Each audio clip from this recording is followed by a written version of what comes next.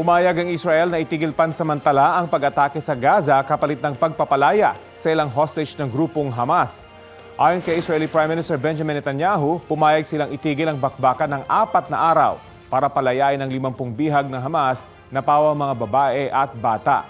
Kapalit niyan, palalayain ang 150 Palestinian na nakakulong sa Israel. Gayon din ang pagpapasok ng humanitarian aid sa Gaza. Ayon sa Israeli media, ngayong araw inaasang pakakawalan ang 50 hostage. Binigyang diin ni Netanyahu na hindi pa rin titigil ang giyera hanggat hindi raw nawawala ang banta sa kanilang bansa. Kapuso, alamin ang maiinit na balita. Bisitahin at mag-subscribe sa GMA Integrated News sa YouTube. Sa mga kapuso abroad, samahan niyo kami sa GMA Pinoy TV at sa www.gmanews.tv.